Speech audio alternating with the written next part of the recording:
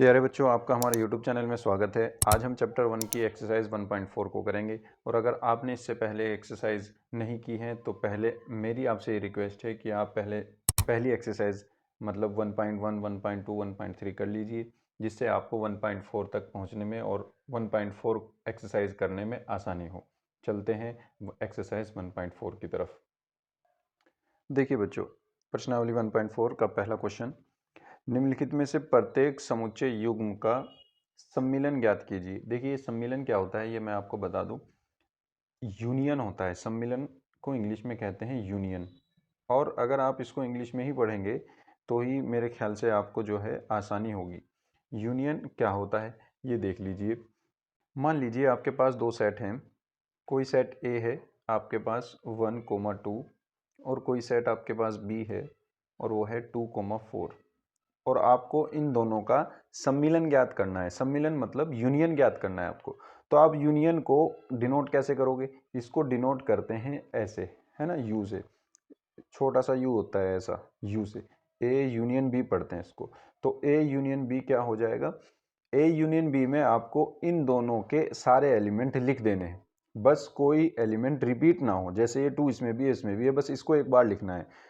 बाकी सारे इसके और सारे इसके एलिमेंट इसमें लिख दीजिए।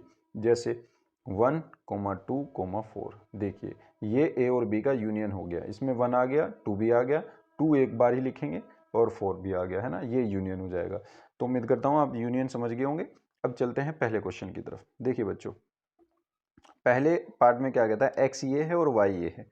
एक्स क्या है? 1, 3 और 5 और y क्या है आपके पास? y है 1, 2 और 3। अब मुझे इनका यूनियन निकालना है ना, x union y। x union y क्या होगा? देखिए आप इसके और इसके दोनों के एलिमेंट को कंबाइन करके लिख दीजिए। 1, 2, 3, 5। 1 इसमें भी है, इसमें भी है, एक बार लिख दिया। 2 इसमें है, एक बार लिख दिया। 3 इसमें भी है, इसमें भी है, एक बार लिख दिया। और 5 लिख दिया और सारे इकट्ठे करके ये आंसर आ गया आपका। ठीक है ना। अब चलते हैं सेकंड क्वेश्चन की तरफ। सेकंड क्वेश्चन में ए आपका ये है, बी ये है। हम डायरेक्ट लिखते हैं A union B. A union B क्या होगा? देखिए ए बी सारे लिख देंगे। ए बी सी आई, ई भी है, ओ और यू भी है ना, इन सब को लिख दीजिए, ये आंसर हो जाएगा। बस कोई एलिमेंट रिपीट ना हो, ये ध्यान रखिएगा, है ना। चलते हैं क्वेश्चन नंबर 3 की तरफ। देखिए बच्चों, क्वेश्चन 3 क्या कहता है, A equals to X is that X एक प्राकृत संख्या है और 3 का गुणज है। अब आप ए को लिख लीजिए पहले, है ना। एक्स एक प्राकृत संख्या है। प्राकृत संख्या कौन सी होती है? Natural number. नेचुरल नंबर का सेट कौन सा होता है? 1, 2, 3, 4, है ना, एंड सो ऑन, ये चलते रहेंगे। ये नेचुरल नंबर का सेट होता है प्राकृत संख्या का। अब एक्स जो है वो प्राकृत संख्या है और 3 का गुणज है, तो 3 के गुणज में ले लो 3, 3 दूनी 6, 3 तिया 9, 3 चौक 12, है ना। ऐसे करके 3 के गुणज हमने ले लिए। अब बी देखते हैं क्या है। B equals to X is that X संख्या 6 से कम एक प्राकृत संख्या है। 6 से कम प्राकृत संख्या कौन कौन सी होंगी? 1, 2, 3, 4 और 5, है ना। ये 6 से कम प्राकृत संख्याएं हो गई। अब इनको कंबाइन करके हमें इनका यूनियन फाइंड करना है। तो ए यूनियन बी लिख देंगे। क्या होगा ए यूनियन बी? 1 भी आ जाएगा, 2 भी आ जाएगा, 3 भी आ जाएगा, 4 भी आ जाएगा, 5 भी आ जाएगा। देखो अब तक तो यहाँ तक तो ये सेम ही है, ये तो सारे लिख दिए। अब इसके बाद 3 आ गया अपने पास। अब 6 लिखेंगे, 9 लिखेंगे, अब उसके एलिमेंट चल जाएंगे 6, 9, 12 और आगे चलता रहेगा। बस ये आंसर आ जाएगा आपका। ठीक है ना बच्चों, बहुत आसान है। फोर्थ क्वेश्चन पे चलते हैं। ए इक्वल्स टू दे रहा है एक्स इज दैट एक्स एक प्राकृत संख्या है और 1 less than 2 X less than equal to 6, यानी एक प्राकृत संख्या है और कहां से कहां तक है? 1 से लेकर के 6 तक है। तो 1 नहीं लेना, 2, क्योंकि 1 जो है 1 से बड़ी है, x की वैल्यू 1 के बराबर नहीं है ना, और यहाँ 6 के बराबर है इसलिए 6 भी लेंगे। तो 2 आ गया, 3 आ गया, 4 आ गया, 5 आ गया और 6 आ गया। ये तो अपने पास a हो गया। और b अपने पास क्या है? b अपने पास ये है बच्चों, देख लो। x x is that x एक प्राकृत संख्या है 6 और 10 के बीच की। 6 और 10 के बीच की कौन सी है? 7 है, 8 है, 9 है, बस यही तो है ना। अब इन दोनों को अगर मुझे यूनियन फाइंड करना है तो मैं यूनियन क्या फाइंड करूंगा? देखो बच्चों यहाँ पे लिख देता हूँ A union B. A union B क्या हो जाएगा आपका? ए यूनियन बी आपका हो जाएगा, इन दोनों को कंबाइन करके लिख दीजिए 2, 3, 4, 5, 6, 7, 8, 9, बस ये आंसर हो जाएगा बच्चों। ठीक है ना बच्चों, चलते हैं अगले क्वेश्चन की तरफ। फिफ्थ क्वेश्चन देखो बच्चों, फिफ्थ क्वेश्चन क्या कहता है, ए इक्वल्स टू 1 2 3 और बी इक्वल्स टू 5। इसमें तो कोई भी एलिमेंट नहीं है। अगर मुझे इनका यूनियन लिखना हुआ यानी ए यूनियन बी करना हुआ तो ए यूनियन बी क्या होगा बच्चों, ए यूनियन बी होगा आपके पास सिर्फ 1 2 और 3 आ जाएगा, है ना, क्योंकि इसमें तो कोई एलिमेंट है ही नहीं, हमें तो दोनों के कंबाइन करके लिखने हैं। तो ये क्या है, ये ए ही सेट है, तो वापस ए ही आ गया घूम करके, बस ये आंसर हो जाएगा। ठीक है ना, अब चलते हैं नेक्स्ट क्वेश्चन की तरफ। चलते हैं दूसरे क्वेश्चन की तरफ। देखिए बच्चों, दूसरा क्वेश्चन क्या कहता है, ये कहता है कि मान लीजिए a equals to A B है और b equals to A B C, है ना। हमें क्या देखना है, हमें देखना है क्या a b का उप समुच्चय है या नहीं है, ये हमको देखना है, और फिर a यूनियन b भी ज्ञात करना है। तो पहले हम देखेंगे कि क्या a b का उप समुच्चय है, यानी क्या a के सारे एलिमेंट b के अंदर हैं। तो देखते हैं बच्चों, चलो a अपने पास क्या है, a कोमा b, है ना, और b अपने पास क्या है, b है a comma b comma c। अब देखिए इसके दोनों एलिमेंट इसके अंदर हैं, यानी ये जो दोनों एलिमेंट्स हैं ये दोनों इसके अंदर हैं, कंटेन करता है बी ए को। इसका मतलब ए क्या हुआ, बी का उपसमुच्चय हुआ। यस, हम कह देंगे हाँ, हाँ ए बी का उपसमुच्चय है। ठीक है ना, ए बी का उपसमुच्चय है। अब देखते हैं ए यूनियन बी ज्ञात करने के लिए कहा है, तो ए यूनियन बी निकालते हैं। ए यूनियन बी क्या होगा, इनको कंबाइन करके लिख दीजिए, बस रिपीटेशन ना हो। तो ए कोमा बी कोमा सी आ जाएगा, ये आंसर हो गया आपका। ठीक है ना, चलते हैं अगले क्वेश्चन की तरफ। तीसरा क्वेश्चन, यदि ए और बी दो ऐसे समुच्चय हैं कि ए सबसेट बी, तो ए यूनियन बी क्या है। अब देखिए उसने कहा है कि ए और बी दो ऐसे समुच्चय हैं कि ए बी का सबसेट है, यानी अगर हम इसी को ले लें, है ना, एग्जाम्पल के तौर पे, क्योंकि हमें एग्जाम्पल से समझना पड़ेगा ये क्वेश्चन। हमें ए और बी ऐसे लेने हैं कि ए बी का सबसेट हो। आप इसी क्वेश्चन को ले लीजिए, एग्जाम्पल यही ले लीजिए कि मेरे पास ए के अंदर ए कोमा बी है और बी के अंदर ए कोमा बी कोमा सी है, ए कोमा बी कोमा सी है। ये हमने जानबूझकर ऐसे लिए है कि ए बी का सबसेट बने, क्योंकि उसने कहा है कि ऐसे दो समुच्चय हैं कि ए सबसेट है बी का। अब यहाँ मुझे क्लियरली दिख रहा है कि ए बी का सबसेट है, तो अब मैं क्या करूं, अब उसने कहा तो ए यूनियन बी क्या है, अब मुझे ए यूनियन बी फाइंड करना है। तो ए यूनियन बी क्लियर सा मुझे दिख रहा है कि ए कोमा बी कोमा सी आएगा, है ना, दोनों को कंबाइन करके ये आएगा, दोनों को कंबाइन करके ये आया, तो अब ये बना क्या, ये बी ही बना वापिस, है ना। तो यानी ए यूनियन बी क्या होगा, बी होगा, बस ये आंसर हो जाएगा आपका। समझ में आया ना आपके। चलते हैं फोर्थ क्वेश्चन की तरफ। यदि ए ये है, बी ये है, सी ये है, डी ये है, चार अलग अलग समुच्चय दे दिए, तो निम्नलिखित ज्ञात कीजिए। ये यूनियन ज्ञात करने हैं बच्चों। देखिए बच्चों कैसे ज्ञात करने हैं हमें, मान लीजिए आपके पास उसने ए दिया है, ए क्या दिया है 1 2 3 4, और बी दिया है उसने 3 4 5 6, और सी क्या दिया है उसने 5 5 6 7 8, और डी क्या दिया है उसने, डी दिया है 7 8 9 10, है ना।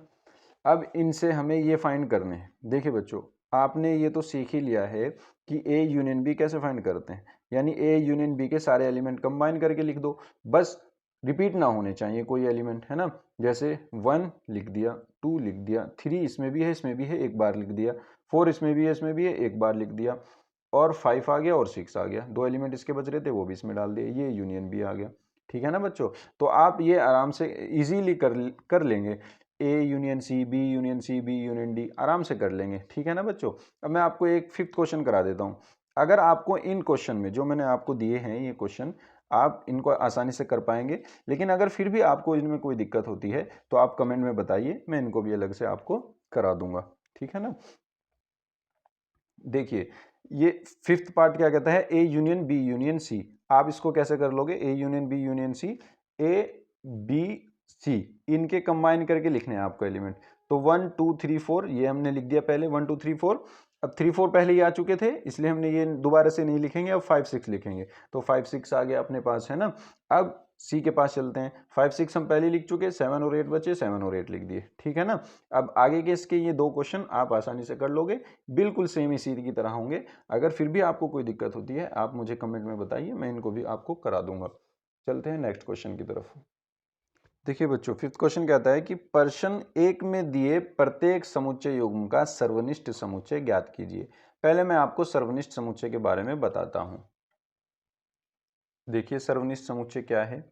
मान लीजिए आपके पास कोई एक ए सेट है, ए सेट आपके पास वही 1,2 है, और आपके पास कोई सेट बी है और उसके अंदर है 2,3। आपको इन दोनों का सर्वनिष्ठ निकालना है, सर्वनिष्ठ समुच्चय। सर्वनिष्ठ को इंग्लिश में कहते हैं इंटरसेक्शन, इंटरसेक्शन, ठीक है ना बच्चों, इंटरसेक्शन। और इसको डिनोट कैसे करते हैं, इस साइन से, इंटरसेक्शन, ऐसे। अगर आपको इन दोनों का इंटरसेक्शन निकालना है यानी सर्वनिष्ठ निकालना है, तो आप इनको ऐसे लिख देंगे, ए इंटरसेक्शन बी पढ़ेंगे इसको, है ना, ए इंटरसेक्शन बी। कैसे, इस ए के अंदर जितने एलिमेंट हैं और बी के अंदर जितने एलिमेंट हैं, इनमें जो कॉमन होगा वो एलिमेंट आप निकाल लीजिए। जैसे 2 है, इसमें भी है और इसमें भी है, तो आप 2 को इसमें लिख दीजिए बस, और ये इसका खेल खत्म, और ये हो जाएगा ए इंटरसेक्शन बी, ठीक है ना। ये इंटरसेक्शन है। इंटरसेक्शन में आपको सिर्फ कॉमन पार्ट लेना है, कॉमन एलिमेंट्स लेने हैं, और यूनियन यानी जो हमने पीछे अभी पढ़ा सम्मिलन, उसमें आपको कॉमन पार्ट तो लेने ही लेने हैं, लेकिन जो बच गए उनको भी लेने हैं, वो यूनियन था, ये इंटरसेक्शन है, ठीक है ना। चलते हैं क्वेश्चन में, पहले क्वेश्चन पर। देखिए बच्चों, इसने पांचवें क्वेश्चन में कहा है कि प्रश्न 1 में दिए गए, यानी जितने प्रश्न 1 में हमने जिनका यूनियन निकाला था, उन्हीं के अब हमें इस क्वेश्चन में इंटरसेक्शन निकालने हैं, तो हमने वो यहाँ पर लगा दिए हैं, है ना। देखिए अब पांचवे का ये फर्स्ट पार्ट बन जाएगा, ठीक है ना। क्या हो जाएगा, x ये है और y ये है, अब हमें इनका इंटरसेक्शन लेना है। इंटरसेक्शन ऐसे डिनोट करते हैं, x intersection y।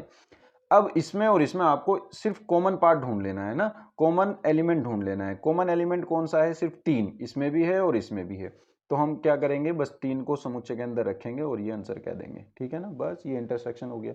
Second question पर चलते हैं। इसके अंदर ए ई आई ओ यू है और इसके अंदर ए बी सी है। अब देखिए आपको इसमें और इसमें क्या कॉमन एलिमेंट दिख रहा है, ए इसमें भी है और ए इसमें भी है, तो आपका ए इंटरसेक्शन बी क्या हो जाएगा, ए इंटरसेक्शन बी हो जाएगा ओनली ए, ठीक है ना बच्चों, ये आंसर हो जाएगा। अब चलते हैं तीसरे क्वेश्चन की तरफ। देखिए बच्चों, तीसरा क्वेश्चन क्या कहता है, a equals to X as that, X एक प्राकृत संख्या है जो 3 का गुणज है। हम लिख चुके हैं कौन कौन सी है वो, है ना। देखिए 3 का गुणज कौन सी होंगी, 3 6 9 12 ऐसे चलती रहेंगी, ये 3 की गुणज है, प्राकृत संख्याएं हैं सारी।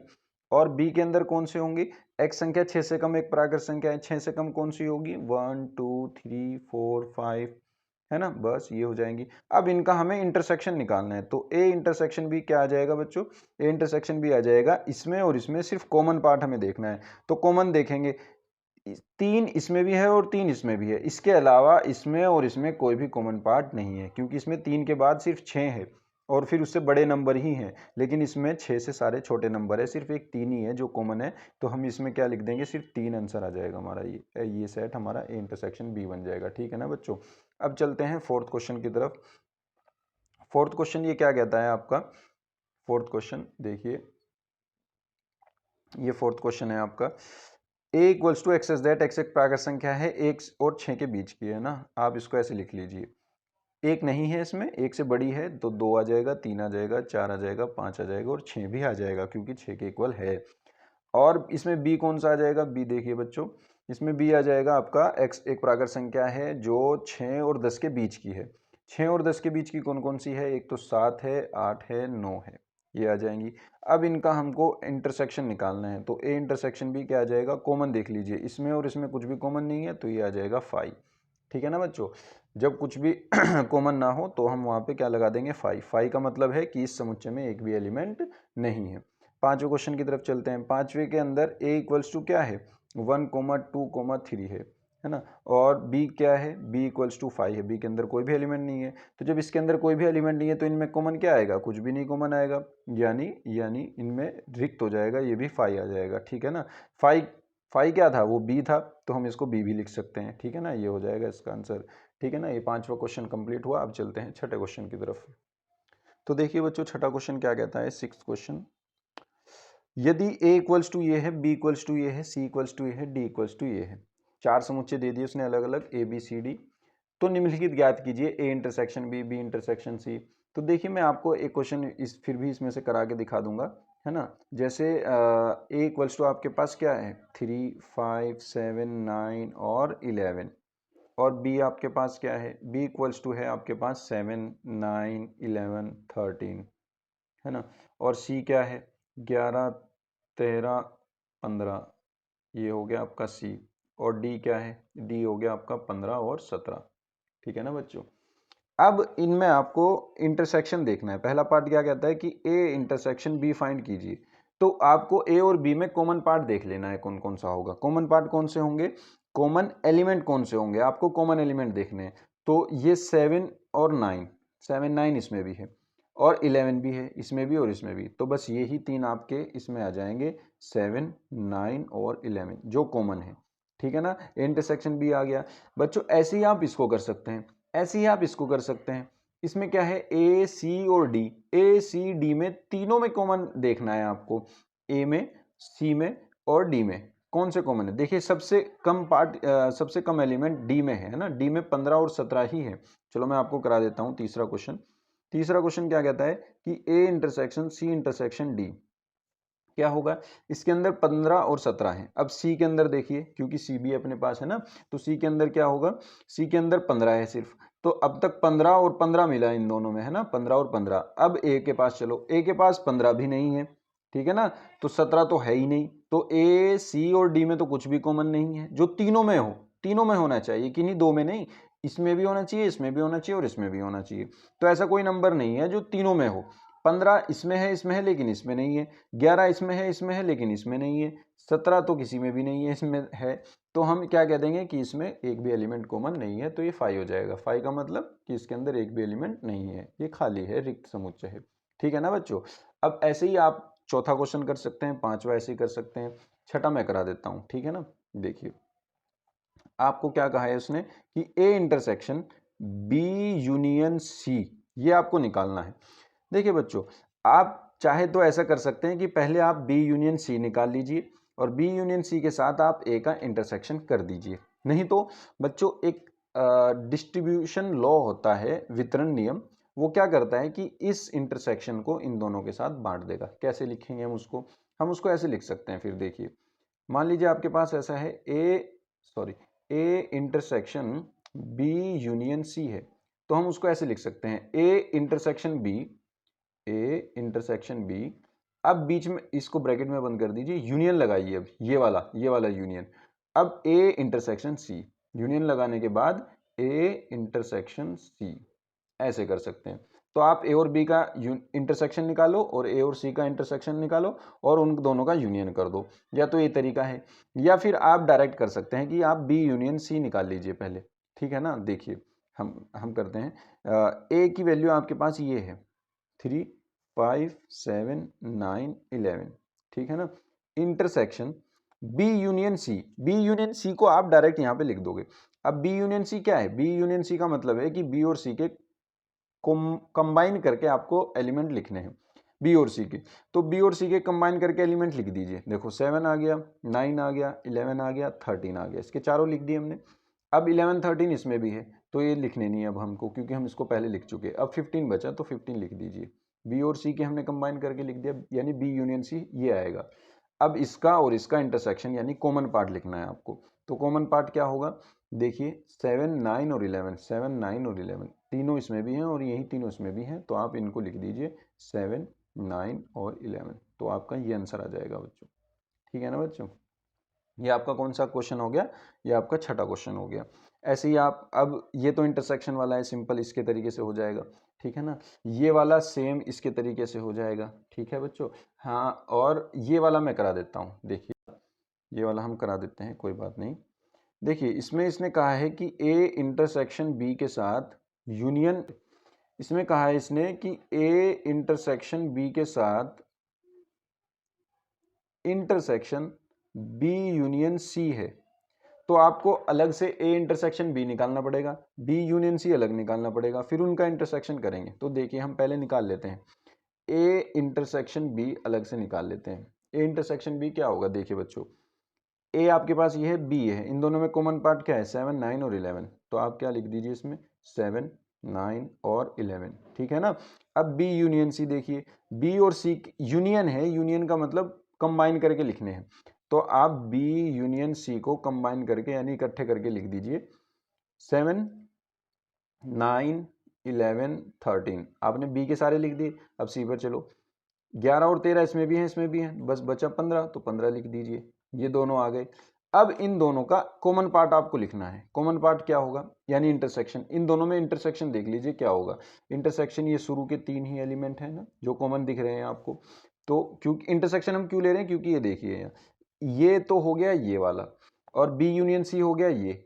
अब आपको इसमें कॉमन पार्ट देख रहे हैं क्योंकि इंटरसेक्शन लग रहा है, तो कॉमन पार्ट क्या है, 7 9 11 7 9 11, तो हम क्या लिख देंगे 7 9 और 11, ये आ जाएगा आपका 9th पार्ट, ठीक है ना बच्चों, बहुत आसान है। ऐसे ही आप 10th पार्ट कर सकते हैं। तो यानी अब आपका 6 क्वेश्चन कंप्लीट हो गया। अगर फिर भी आपको इनमें किसी को निकालने में दिक्कत हो रही हो तो आप मुझे कमेंट में बता सकते हैं, मैं आपको इन क्वेश्चन को भी करा दूंगा।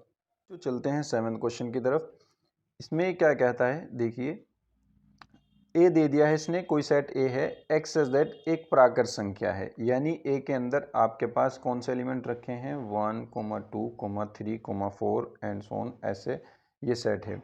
और बी उसने दे दिया है, बी आपको क्या दे दिया है उसने, एक्स इज दैट एक सम प्राकृत संख्या है। सम क्या हो जाएंगी 2 4 6 8 है ना, ऐसी वाली सम प्राकृत संख्या है। और सी क्या दे दिया इसने आपको, सी दे दिया इसने विषम प्राकृत संख्याएं हैं, यानी 1 3 5 7 9 है ना, ऐसे वाली। और डी आपको इसने दे दिया है x एक अभाज्य संख्या है। x एक अभाज्य संख्या कौन सी होती है, जो सिर्फ अपने आप से कटती है या फिर 1 से कटती है ना। तो सबसे छोटी अभाज्य संख्या 2 है, 2 के बाद 3 है, उसके बाद 5 है, उसके बाद 7 है, उसके बाद 11 है, उसके बाद 13 है, ऐसे करके चलती रहेंगी, ये अभाज्य संख्याएं हैं, ठीक है ना बच्चों। अब हमको क्या निकालना है, पहला क्वेश्चन देखिए, पहला पार्ट इसका देखिए। इसका पहला पार्ट ये कहता है कि ए इंटरसेक्शन बी आप फाइंड कीजिए, ए इंटरसेक्शन बी फाइंड कीजिए।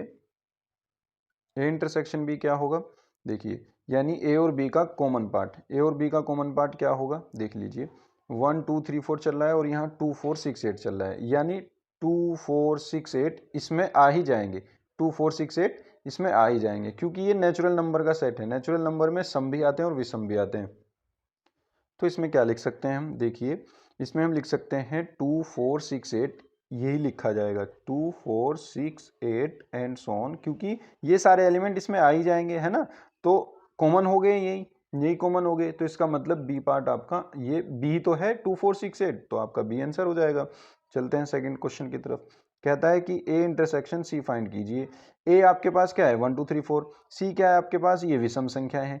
अब ए जो नेचुरल नंबर का सेट है उसमें सम भी आते हैं और विषम भी आते हैं, तो यानी ये सारे एलिमेंट इसके अंदर पड़े हुए हैं, 1 भी है 3 भी है 5 भी है 7 भी है, तो इसका मतलब यही सारे कॉमन आ जाएंगे, सी वाले ही है ना। हम क्या लिख सकते हैं कॉमन में 1 3 5 7 9, यही आ जाएंगे सारे कॉमन, तो इसका मतलब ये क्या बन जाएगा, ये बन जाएगा सी, क्योंकि यही तो बन गया पूरा का पूरा 1 3 5 7, तो ये सी बन गया, ये आंसर हो जाएगा।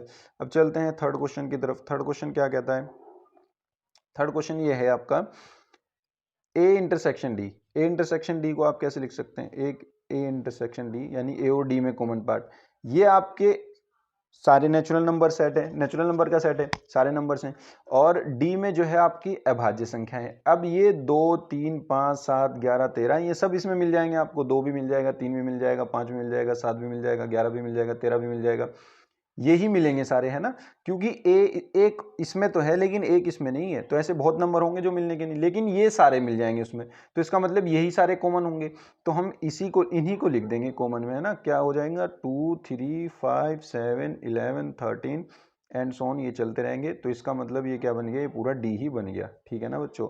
अब चलते हैं फोर्थ पार्ट की तरफ। फोर्थ पार्ट कहता है आपका कि B intersection C. B intersection C का मतलब है बी और सी का कॉमन पार्ट। बी और सी का कॉमन पार्ट कौन सा है, देखिए 2 4 6 8, यहाँ पे सब सम नंबर्स हैं है ना, सारे इवन नंबर्स हैं यानी सम संख्याएं हैं, और यहाँ पे सारी विषम संख्याएं हैं। तो सम संख्या और विषम संख्या में तो कुछ भी कॉमन नहीं होगा। देख लीजिए आप, यहाँ पे 2 है, 4 है, 6 है, 8 है, लेकिन यहाँ पे 1 है, 3 है, 5 है, 7 है, इनमें तो कुछ भी कॉमन नहीं है। तो कुछ भी कॉमन नहीं है तो फाई आ जाएगा। ठीक है ना बच्चों। अब चलते हैं पांचवें क्वेश्चन की तरफ। पांचवा क्वेश्चन कहता है कि बी इंटरसेक्शन डी कीजिए।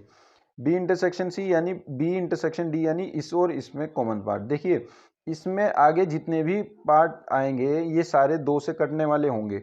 4 भी कट जाएगा, 6 भी कट जाएगा, 8 भी कट जाएगा, है ना, और 10 भी कट जाएगा, 12 भी कट जाएगा। लेकिन इसमें सिर्फ ये एक 2 ही कॉमन मिलेगा जो इसमें है और इसमें भी है।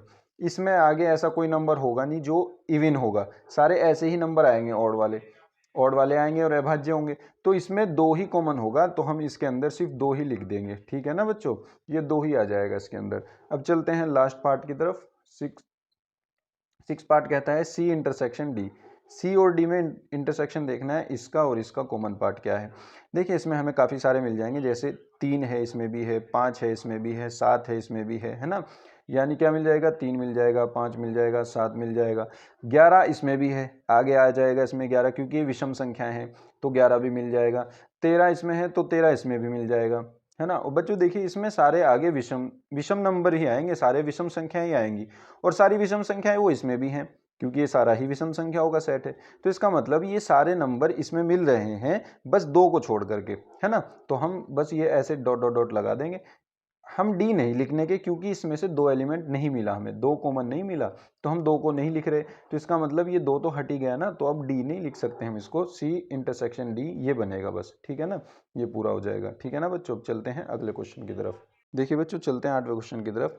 निम्नलिखित समुच्चय युग्मों में से कौन से युग्म असंयुक्त हैं। देखो यहाँ आप ऐसे कह सकते हैं कि असंयुक्त मतलब आप इन दोनों का इंटरसेक्शन निकाल लीजिए, और इंटरसेक्शन अगर फाई आया यानी उनमें कुछ कॉमन ना आया तो वो असंयुक्त हो जाएगा। जैसे हम देखते हैं 8वें का फर्स्ट पार्ट देख लेते हैं, 1 मिनट। आपका ये सेट है 1 2 3 4, है ना, ये सेट आपका 1 2 3 और 4 है। अब इसका इंटरसेक्शन आप इसके साथ निकालेंगे। एक्स इज दैट एक प्राकृत संख्या है और 4 और 6 के बीच की है, यानी 4 और 6 भी है, 4 5 और 6। अब आप इन दोनों में कॉमन देखिए क्या आएगा। कॉमन तो 4 आ जाएगा ना, एटलीस्ट एक एलिमेंट तो आ ही गया, एक एलिमेंट तो 4 आ ही गया, तो यानी ये तो असंयुक्त नहीं होगा। अब आप दूसरा देखिए, इसमें है ए ई आई ओ यू, है ना, और इंटरसेक्शन इसमें है सी डी ई और एफ। यहाँ पे अगर हम कॉमन देखें तो इसमें कम से कम एक एलिमेंट तो है ही, इसमें भी है ई, इसमें भी है, तो यानी यहाँ भी ई आ जाएगा, तो ये भी असंयुक्त नहीं है ना। असंयुक्त कौन सा है, तीसरा देखते हैं। एक संपूर्णांक है और ये एक विषम पूर्णांक है।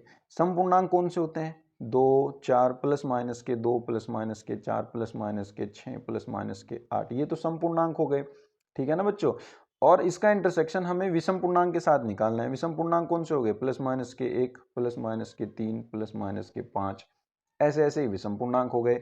अब इन दोनों में अगर मैं इंटरसेक्शन देखूं तो कुछ भी कॉमन नहीं आएगा, ये सम है ये विषम है, तो कुछ भी कॉमन नहीं आएगा, यानी फाई आएगा। तो इसका मतलब ये वाला असंयुक्त हो जाएगा। ठीक है ना बच्चों, चलते हैं अगले क्वेश्चन की तरफ।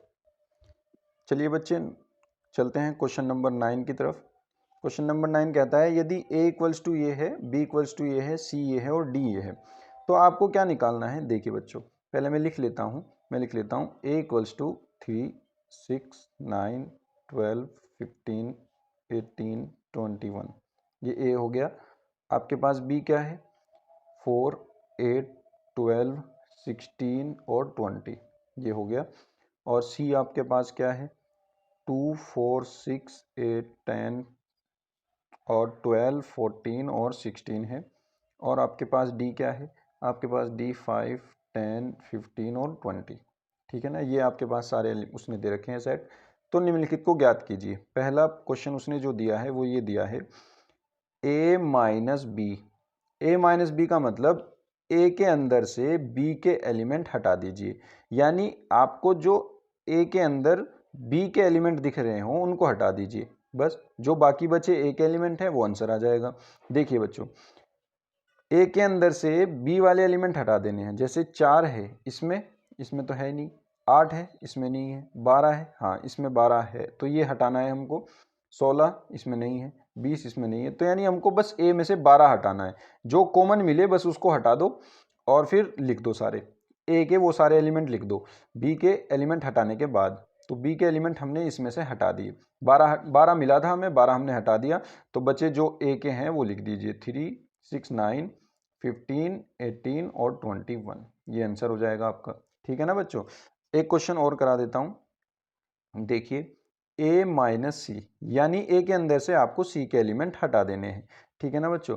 तो देखिए आप पहले इसमें और इसमें कॉमन ढूंढ लीजिए कौन कौन से हैं आपके पास। कॉमन कौन से हैं, 2 नहीं है, 4 नहीं है, 6 कॉमन है, तो एक तो 6 कॉमन है, और 8 नहीं है, 10 नहीं है, 12 कॉमन है, 12 कॉमन है, और 14 नहीं है, 16 नहीं, यानी 2 कॉमन मिले आपको। तो आप इन दो को ए के अंदर से, पहले वाले सेट के ए के अंदर से 6 और 12 को हटा दीजिए, बाकी सब लिख दीजिए। क्या हो जाएगा, 3 हो जाएगा, 9 हो जाएगा, 15 हो जाएगा, 18 हो जाएगा, 21 हो जाएगा। ठीक है ना, ये आंसर हो जाएगा आपका। ठीक है ना बच्चों। ऐसे ही आपको बाकी भी कर लेने हैं बच्चों, बहुत आसान है, आप आराम से इजीली कर लेंगे। अगर फिर भी आपको कोई किसी क्वेश्चन को करने में कोई परेशानी या दिक्कत आ रही हो तो आप मुझे कमेंट में बता सकते हैं, मैं आपको और भी करा दूंगा। ठीक है, अब चलते हैं नेक्स्ट क्वेश्चन की तरफ। तो चलिए बच्चे देखते हैं 10वां क्वेश्चन। यदि आपके पास x जो है वो है a b c और d, और आपके पास y जो है वो है आपके पास f b d और g, तो आपको क्या निकालना है, x माइनस वाई, यानी x के अंदर से y के एलिमेंट हटा देने हैं। x माइनस वाई है ना, तो x के अंदर से y के एलिमेंट हटा देने हैं। क्या कॉमन है, b कॉमन है, b हटा देंगे, d कॉमन है, d हटा देंगे, बस और तो कॉमन नहीं है। तो यानी क्या बचे, x के वो एलिमेंट a और c बचे, b और d तो हमने हटा दिए क्योंकि b और d इसमें भी है और इसमें भी है। तो यानी x के अंदर से y के एलिमेंट हमने हटा दिए, ये आपका आंसर हो जाएगा। ठीक है ना बच्चों। अब चलते हैं नेक्स्ट क्वेश्चन की तरफ। सेकंड क्वेश्चन, ये सेकंड क्वेश्चन है, ये इसका फर्स्ट था। सेकंड क्या कहता है, y माइनस एक्स। देखिए बच्चों ध्यान से देखिए, अब की बार हमको y के अंदर से x के एलिमेंट हटाने हैं। तो y में और x में कौन से एलिमेंट कॉमन थे, b और d ही कॉमन थे, तो हम अब की बार y के अंदर से हटाएंगे। y में b और d है तो ये हटा दो क्योंकि ये x में भी है, तो y के जो बचे वो लिख दीजिए। कौन कौन से बचे, f और g बचे, ये आंसर हो जाएगा। थर्ड क्वेश्चन क्या कहता है इसका, x इंटरसेक्शन y, यानी इनमें कॉमन कौन से हैं एलिमेंट, b और d कॉमन है, तो आप b और d को लिख दीजिए। ठीक है ना, ये क्वेश्चन कंप्लीट हो गया। अब चलते हैं आपका 11वें क्वेश्चन की तरफ। देखिए बच्चों 11वें क्वेश्चन क्या कहता है, यदि r वास्तविक संख्याओं और q परिमेय संख्याओं के समुच्चय है तो r माइनस q क्या होगा। देखिए बच्चों पहले मैं आपको ये बता देता हूं कि r जो होता है वो वास्तविक संख्याओं का समुच्चय है, ये आपको पता होगा, है ना, वास्तविक संख्याओं का समुच्चय, वास्तविक संख्याओं का समुच्चय, वास्तविक संख्याओं का समुच्चय। और ये जो r है बच्चों, ये r दो सेट से मिलकर बना है, एक तो q, यानी ये क्या होता है, परिमेय संख्याओं का समुच्चय, रेशनल नंबर, है ना, परिमेय संख्याओं का समुच्चय, परिमेय संख्याओं का समुच्चय। और जो QC है ये है इरेशनल, इरेशनल मतलब अपरिमेय संख्या, अपरिमेय संख्याओं का समुच्चय, अपरिमेय संख्याओं का समुच्चय। ये जो R है ये इन दो सेट से मिलकर बना है, यानी मैं इसको ऐसे लिख सकता हूं, इसके सॉल्यूशन में अगर मैं लिखना चाहूं मैं ये लिख सकता हूं कि R इक्वल्स टू क्या है अपने पास, Q प्लस QC है ना। परिमेय संख्या और अपरिमेय संख्याओं को अगर मैं मिला दूं तब वो पूरा रियल नंबर बनता है, रियल नंबर का सेट बनता है, वास्तविक संख्याओं का समुच्चय। अब वो क्या कह रहा है, वो कह रहा है कि R माइनस Q क्या होगा। देखिए इस Q को मैं इधर ले जाता हूं तो ये क्या बनेगा, R माइनस Q, तो इधर क्या बचेगा, QC, यानी Q कंप्लीमेंट कहते हैं इसको। और ये हो गया अपरिमेय संख्याओं का समुच्चय, क्या बचा, अपरिमेय संख्याओं का समुच्चय। तो बस ये आंसर आ जाएगा, अपरिमेय संख्याओं का समुच्चय, अपरिमेय संख्याओं का समुच्चय। तो ठीक है ना बच्चों, ये आपका 11वां क्वेश्चन कंप्लीट हो गया। अब चलते हैं नेक्स्ट क्वेश्चन की तरफ। देखिए बच्चों अगला क्वेश्चन क्या कहता है कि बताइए कि निम्नलिखित कथनों में से प्रत्येक सत्य या असत्य है, अपने उत्तर का औचित्य भी बताइए। देखिए बच्चों इसके अंदर क्या है, 2, 3, 4 और 5 है, और इसके अंदर 3 और 6 है। असंयुक्त होने के लिए इन दोनों का हम इंटरसेक्शन निकालेंगे, और वो इंटरसेक्शन फाई आना चाहिए, मतलब उनके बीच कुछ भी कॉमन ना हो, तब वो असंयुक्त समुच्चय होगा। लेकिन मैं देख रहा हूं कि इसके और इसमें जो है, इसमें और इसमें तीन जो एलिमेंट है, ये तीन, ये दोनों में कॉमन है, यानी ये इंटरसेक्शन में आ जाएगा। जब मैं इसका और इसका इंटरसेक्शन निकालूंगा तो मेरे पास ये 3 आ जाएगा, तो ये असंयुक्त तो होगा नहीं, तो ये क्या हो जाएगा, ये हो जाएगा असत्य। असंयुक्त होने के लिए आपको 5 आना चाहिए आपका आंसर। अब देखिए second part, A E I O U और इसमें है ए बी सी डी, तो ए इसमें भी है और इसमें भी है, दोनों में कॉमन है, कम से कम एक तो आ ही जाएगा इसमें ए, इसके अलावा कुछ है नहीं, वैसे तो कुछ नहीं है लेकिन ए तो आ ही गया, तो ये भी असत्य हो जाएगा क्योंकि 5 तो आया नहीं। असंयुक्त होने के लिए दोनों का इंटरसेक्शन 5 आना चाहिए, दोनों का इंटरसेक्शन निकालें हम, इंटरसेक्शन, ठीक है ना, दोनों का इंटरसेक्शन 2 6 10 और 14, इसके अंदर ये है और इसके अंदर ये है। अब देखो इसमें और इसमें कुछ भी कॉमन नहीं है, तो इसका मतलब ये क्या हो जाएगा, इसका मतलब इसके अंदर इंटरसेक्शन 5 आ जाएगा और ये हो जाएगा आपका सत्य, क्योंकि इन दोनों में कुछ भी कॉमन नहीं है, ये असंयुक्त हैं। और इसमें इन दोनों में भी कुछ भी कॉमन नहीं है, यानी ये 5 आ जाएगा और ये भी सत्य हो जाएगा। कॉमन मतलब आपको इंटरसेक्शन ढूंढना है, ठीक है ना बच्चों। तो ये एक्सरसाइज कंप्लीट होती है। अगर इसमें बच्चों आपको कुछ दिक्कत हो तो आप कमेंट में बताइए, और अच्छी लगी हो तो इस वीडियो को लाइक कीजिए, अपने दोस्तों में शेयर कीजिए और चैनल को सब्सक्राइब कीजिए। Thank you.